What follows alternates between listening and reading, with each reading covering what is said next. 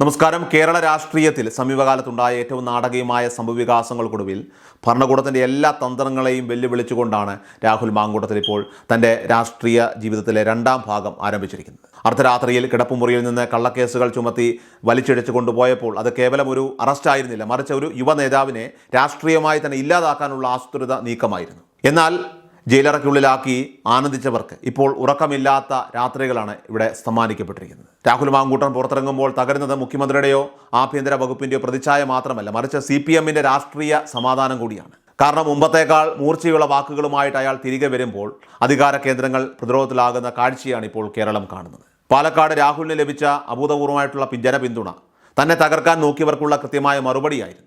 Social മീഡിയയിൽ അദ്ദേഹം പങ്കുവയ്ക്കുന്ന ഓരോ കുറിപ്പും ലക്ഷക്കണക്കിന് ആളുകളിലേക്ക് എത്തുന്നത് ഭരണപക്ഷത്തെ ഏറെ അസ്വസ്ഥമാക്കി മാറ്റുന്നുണ്ട്. ജയിലിൽ നിന്ന് പുറത്തിറങ്ങിയ ശേഷം രാഹുൽ പങ്കുവച്ച ഒരു ഫേസ്ബുക്ക് പോസ്റ്റ് മാത്രം ഇപ്പോൾ 43,000-ലധികം ആളുകൾ കാണുകയും 9,000-ലധികം ആളുകൾ പ്രതികരിക്കുകയും ചെയ്തത് ഇതിൻ്റെ ഒരു തെളിവാണ്. മാധ്യമങ്ങളെയും അതോടൊപ്പം തന്നെ പോലീസിനെയും കുറിച്ചൊക്കെ തന്നെ രാഹുൽ ഉയർത്തുന്ന ആക്ഷേപങ്ങൾ ജനങ്ങൾ ഏറ്റെടുക്കുമ്പോൾ ഇല്ലാത്ത കഥകൾ മെനഞ്ഞും വ്യക്തിഗത നടത്തിയുമൊക്കെ തന്നെ അദ്ദേഹത്തെ തളയ്ക്കാൻ നോക്കിയവരുടെയൊക്കെ തന്നെ തന്ത്രങ്ങൾ പാളുന്ന കാഴ്ചയാണ്. ശബരിമല സ്വർണ്ണക്കൊള്ളയുമായി ബന്ധപ്പെട്ട MP അടൂർ പ്രകാശിനെതിരെയുള്ള SIT നീക്കത്തെ രാഹുൽ നേരിടുന്നത് അതിശക്തമായിട്ടുള്ള തർക്കങ്ങളിലൂടെയാണ്. 2019 മുതൽ നടന്നുവെന്ന് പറയപ്പെടുന്ന ഒരു തട്ടിപ്പിൽ കേവലം പ്രതിക്കൊപ്പം ഫോട്ടോ എടുത്തു എന്നതിൻ്റെ പേരിൽ നോട്ടീസ് അയക്കുന്ന അന്വേഷണ സംഘത്തിൻ്റെ ഇരട്ടത്താപ്പ് അദ്ദേഹം തുറന്നു കാട്ടുന്നു.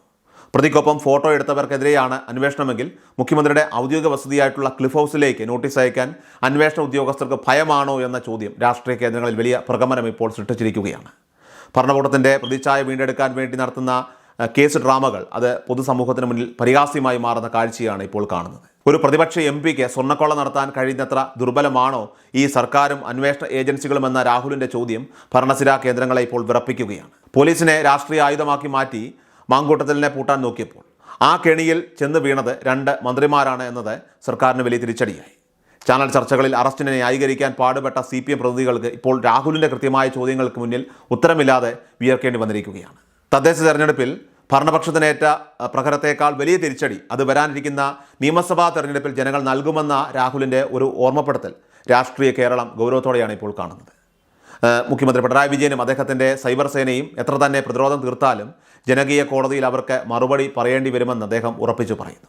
ശബരിമലയിലെ അയ്യപ്പൻ്റെ പൊന്നുവരെ മോഷ്ടിച്ച ഈ സർക്കാർ തങ്ങളുടെ പാപങ്ങൾ മറച്ചു പിടിക്കാൻ വേണ്ടിയിട്ട് പ്രതിപക്ഷ നേതാക്കളെ വേട്ടയാടുകയാണെന്ന രാഹുലിൻ്റെ വിമർശനം ഭക്തർക്കിടയിലും ഇപ്പോൾ വലിയ ചർച്ചകൾക്ക് വഴിമാറിക്കഴിഞ്ഞു. ജനാധിപത്യത്തെ അടിച്ചുമർത്താനായിട്ട് ശ്രമിക്കുന്നവർക്കുള്ള കനത്ത പ്രഹരമാണ് രാഹുലിന് ഈ ലഭിക്കുന്ന അംഗീകാരം. തൻ്റെ കയ്യിലുണ്ടായിരുന്ന സ്ഥാനമാനങ്ങൾ പോയി MLA എന്നതിനപ്പുറം ഒന്നുമില്ലാതിരിക്കുന്ന സാഹചര്യത്തിലും അധികാരത്തിൻ്റെ കേന്ദ്രങ്ങളെ വിറപ്പിക്കാൻ തനിക്ക് കഴിയുമെന്ന് രാഹുൽ തെളിയിച്ചു കൊണ്ടിരിക്കുകയാണ്. ഒരു വലിയ പോരാളിയെപ്പോലെ അദ്ദേഹം ഉയർത്തുന്ന ചോദ്യങ്ങൾ അത് കേരളത്തിൻ്റെ രാഷ്ട്രീയ ഭാവിയെ തന്നെ സ്വാധീനിക്കുന്നവയാണ്. കെണിയൊരുക്കിയവർ തന്നെ ഇപ്പോൾ ആ കുഴിയിൽ വീഴുന്ന കാഴ്ചയാണ് കേരളം കണ്ടുകൊണ്ടിരിക്കുന്നത്. ഇവിടെ രാഹുൽ മാങ്കൂട്ടത്തിൽ എന്ന വ്യക്തിയുടെ വിജയം എന്നതിലുപരിയായിട്ട് ഇപ്പോൾ അടിച്ചമർത്തപ്പെടുന്ന ശബ്ദങ്ങളുടെയും ജനാധിപത്യത്തിൻ്റെയും വലിയൊരു രാഷ്ട്രീയ വിജയമായി തന്നെ ഇതിനെ നോക്കിക്കാണാം.